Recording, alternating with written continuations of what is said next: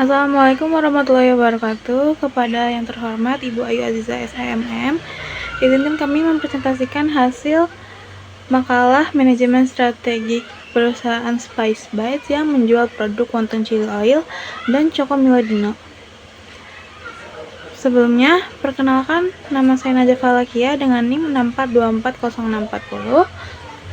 Perkenalkan, saya Kaila Nur Sabrina dengan NIM 64240639. Perkenalkan, nama saya Tessa Nur Fajarini dengan NIM 64240013. Perkenalkan, nama saya Karisa Pubrina Putri dengan NIM 64240897. Perkenalkan, nama saya Fadila Indri Nurani dengan NIM 64240424. Saya akan menjelaskan mengenai latar belakang dari tugas ini, yaitu persaingan bisnis kuliner semakin kompetitif, termasuk bagi usaha rintisan mahasiswa. Manajemen strategik menjadi kunci agar usaha tidak hanya berjalan reaktif, tetapi memiliki ala pertumbuhan yang terukur. Spice Bite lahir dari program Entrepreneur Fair Universitas Bina Sarana Informatika semester genap tahun 2025 atau 2026, mengusung konsep pairing rasa pedas gurih dan manis creamy yang jarang ditawarkan kompetitor sejenis, menjadikannya objek yang menarik untuk dikaji secara strategik. Legalitas usaha juga telah terpenuhi melalui nomor induk berusaha dengan nomor 08052600295553. Di sini juga ada laporan hasil Entrepreneur Fair Spice Bite tahun 2026, yaitu total pendapatan sebesar 780.000, laba bersih sebesar 206.000, total produk terjual sebanyak 50 piece dan realisasi penjualan 3 kali BIP. Selanjutnya ada produk dan struktur tim Spice Bite. Produk yang Spice Bite jual ada dua. Yang pertama ada wonton chili oil dijual dengan harga 18.000 per porsi, yaitu pangsit rebus berisi ayam giling dengan saus chili oil aromatik, citra rasa pedas gurih yang otentik. Selanjutnya ada Choco Milo Dino dijual seharga 12.000 per cup. Milo itu minuman coklat dingin berbasis Milo dengan topping melimpah, cita rasa manis creamy dan instagramable. Struktur tim dari Spice Bite, yang pertama ada Najwa Falakia sebagai ketua tim, yang kedua ada Kaila Nur Sabrina sebagai marketing, yang ketiga ada Tessa Nur Fajarini sebagai produksi, yang keempat ada Karisa Febrina Putri sebagai operasional, dan yang terakhir ada Fadila Indi Nuryani sebagai keuangan. Selanjutnya ada analisis visi dan misi arah strategi Spice Bites. Visinya menjadi brand kuliner kekinian yang dikenal luas dengan cita rasa khas, berkualitas, dan digemari oleh berbagai kalangan. Terus selanjutnya ada misi. Yang pertama ada menyediakan produk makanan dan minuman yang berkualitas dan higienis. Yang kedua ada menghadirkan rasa yang unik dan konsisten. Yang ketiga memberikan pelayanan yang cepat dan ramah. Keempat, mengembangkan inovasi menu secara berkelanjutan. Yang kelima, memanfaatkan teknologi digital sebagai sarana pemasaran. Selanjutnya ada analisis SWOT, kondisi internal dan eksternal. Yang pertama ada strengths. Yang pertama didefinisiasi pairing rasa. Kedua ada kepuasan konsumen sangat tinggi. Yang ketiga ada legalitas usaha NIB lengkap. Yang keempat ada sistem pre-order digital efektif. Yang kedua ada protein test. Yang pertama ada tren kuliner pedas dan kekinian. Yang kedua ada pertumbuhan e-commerce dan food delivery.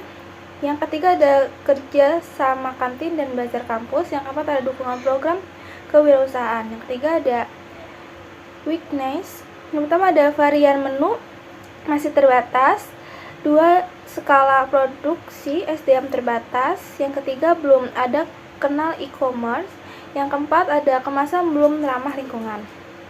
Yang keempat trends, yaitu ada satu, persaingan UMKM kuliner sejenis. Yang kedua ada fluktuasi harga bahan baku. Yang ketiga operasional masih event.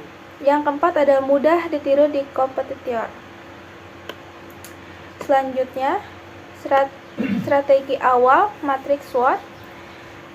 Strategis memperluas promosi digital, menangkap tren kuliner muda, menjalin kerjasama kantin dan bazar kampus, optimal pre-order dan food delivery. Yang kedua ada memperkuat branding rasa sebagai brand peniruan kontrak harga dengan pemasok tetap memanfaatkan rating untuk loyalitas. Selanjutnya ada Wings mengembangkan varian menu baru, membuka kanal marketing atau food delivery, mendigitalisasi pencatatan keuangan operasional. Selanjutnya ada di diversifikasi berhadap varian menu, membangun operasional reguler, tidak hanya event, efisiensi menjadi persediaan bahan baku. Selanjutnya ada strategi pertumbuhan Matrix Ansel. Pada Matrix Ansel terdapat 4 strategi pertumbuhan. Yang pertama, market penetration. Menjadi prioritas pertama, yaitu meningkatkan penjualan produk yang sudah ada di pasar, yang sudah ada melalui promosi digital, pre-order, program loyalitas, dan bazar rutin. Kedua, market development. Menjadi prioritas kedua, yaitu memperluas pasar ke kampus lain, perkantoran, serta platform seperti GoFood dan ShopeeFood. Yang ketiga, product development menjadi prioritas ketiga, yaitu mengembangkan produk baru seperti level pedas ekstrim, saus pedas, dan varian minuman selain coklat. Dan yang keempat, diversification merupakan strategi jangka panjang, yaitu menambahkan lini usaha seperti catering ringan dan kolaborasi dengan UMKM lain. Selanjutnya, audit strategi Quarter 5 Forecast. Berdasarkan analis Quarter 5 Forecast, yang pertama, persaingan antar sejenis tinggi karena banyak UMKM kuliner yang serupa.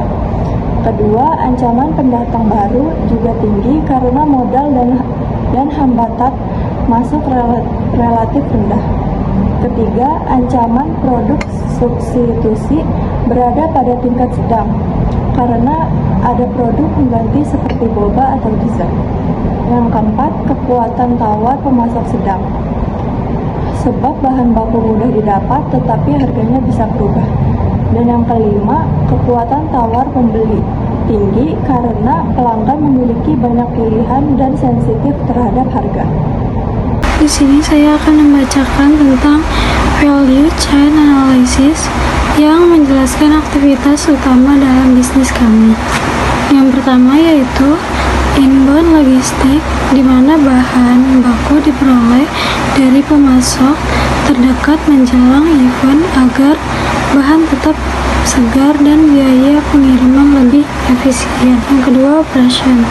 Proses produksi sudah memiliki pembagian tugas yang jelas sehingga setiap pesanan dapat dibuat dengan kualitas dan porsi yang konsisten dari awal hingga akhir. Yang ketiga, outbound logistik. Produk disajikan langsung, dibuat, dan didukung sistem pre-order sehingga proses penjualan lebih cepat dan pelanggan tidak perlu menunggu lama. Keempat, marketing dan sales. Promosi dilakukan melalui Instagram dan WhatsApp serta memanfaatkan sistem pre-order untuk meningkatkan penjualan sebelum acara berlangsung. Yang terakhir, service.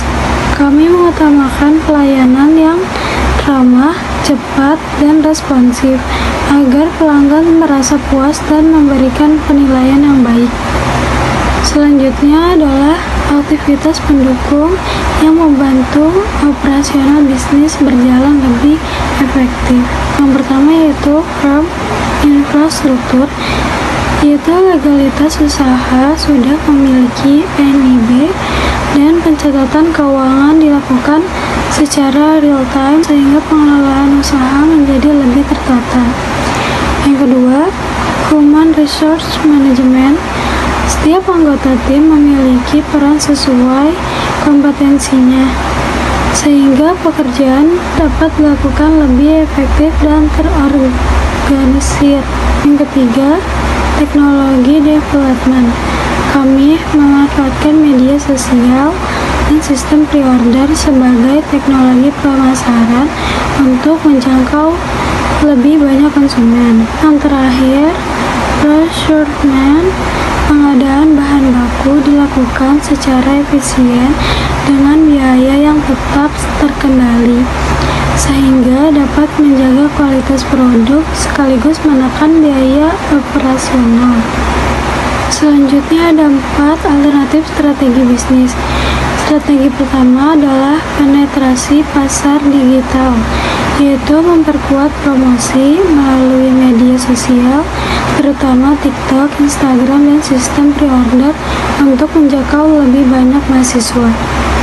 Strategi kedua adalah pengembangan pasar, yaitu memperluas jangkauan penjualan melalui platform food delivery seperti GoFood dan ShopeeFood, serta mengikuti bazar UMKM di luar kampus. Strategi ketiga adalah pengembangan produk, yaitu menambah variasi menu, makanan, dan minuman sesuai tren serta masukan dari pelanggan maupun dewan juri. Strategi keempat adalah diferensiasi berkelanjutan, yaitu membangun identitas merek yang lebih kuat melalui kemasan ramah lingkungan, branding yang menarik, dan storytelling agar produk lebih mudah diingat oleh konsumen. Selanjutnya, kita akan melihat bagaimana strategi yang telah dirumuskan akan diukur keberhasilannya.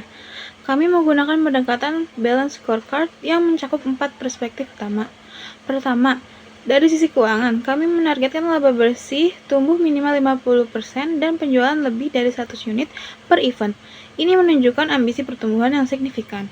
Kedua, dari proses bisnis internal dalam 6 bulan ke-8, kami berkomitmen untuk meluncurkan 1 varian menu baru dan mengaktifkan 1 kanal food delivery. Ketiga, dari perspektif pelanggan, kami ingin mempertahankan rating di atas 4,5 dari 5, serta meningkatkan repeat order sebesar 20% sebagai indikator loyalitas. Terakhir, dari pembelajaran dan pertumbuhan, kami menargetkan agar dalam 3 bulan ke depan, SOP produksi dan pencatatan keuangan digital sudah diterapkan. Dengan demikian, seluruh elemen organisasi bergerak selaras menuju visi yang telah ditetapkan. Untuk mewujudkan target-target tersebut, kami menyusun peta jalan implementasi dengan strategi kombinasi, yaitu penetrasi pasar digital dan pengembangan pasar secara bertahap. Pada tahap awal, kami akan fokus pada penguatan promosi digital melalui Instagram dan WhatsApp, serta meningkatkan frekuensi partisipasi di bazar kampus. Ini adalah langkah cepat untuk meningkatkan penjualan jangka pendek. Pada tahap kedua, kami akan memperluas jangkauan keluar kampus UBSI seperti ke kampus lain, area perkantoran muda, serta bergabung dengan platform food delivery seperti ShopeeFood maupun GoFood. Secara paralel, kami juga akan mengembangkan varian menu baru secara bertahap, sehingga ekspansi pasar diiringi dengan inovasi produk. Peta jalan ini dirancang agar setiap langkah memiliki tujuan yang jelas dan terukur, serta dapat dievaluasi secara berkala. Sebagai penutup, kami menarik beberapa kesimpulan penting dari keseluruhan analisis strategi ini. Pertama, visi dan misi yang telah dirumuskan menjadi pedoman yang kuat bagi pengembangan usaha Spice Bites, dan seluruh strategi disusun selaras dengan arah tersebut. Kedua, kekuatan utama kami terletak pada diferensiasi rasa dan kepuasan pelanggan. Sementara kelemahan utama ada pada keterbatasan varian menu dan kanal digital. Namun, kelemahan ini justru menjadi peluang perbaikan. Ketiga, strategi pertumbuhan terbaik adalah kombinasi antara penetrasi pasar digital dan pengembangan pasar, yang masuk dalam kuadran pertama matrik Ansoff. Keempat, struktur industri kuliner cukup kompetitif dengan hambatan masuk yang rendah. Namun, kami memiliki keunggulan pada sistem pre-order digital dan konsistensi produksi. Kelima, hasil QSPM menunjukkan daya tarik antar strategi hampir setara, sehingga kami melengkapi dengan balance scorecard sebagai alat ukur kinerja yang komprehensif. Rekomendasi utama kami adalah menjalankan strategi kombinasi penetrasi pasar digital dan pengembangan pasar secara bertahap, dengan evaluasi berkala setiap 3 bulan. Demikian presentasi dari kelompok kami. Terima kasih kepada Ibu Ayu Aziza SMM. Wassalamualaikum warahmatullahi wabarakatuh.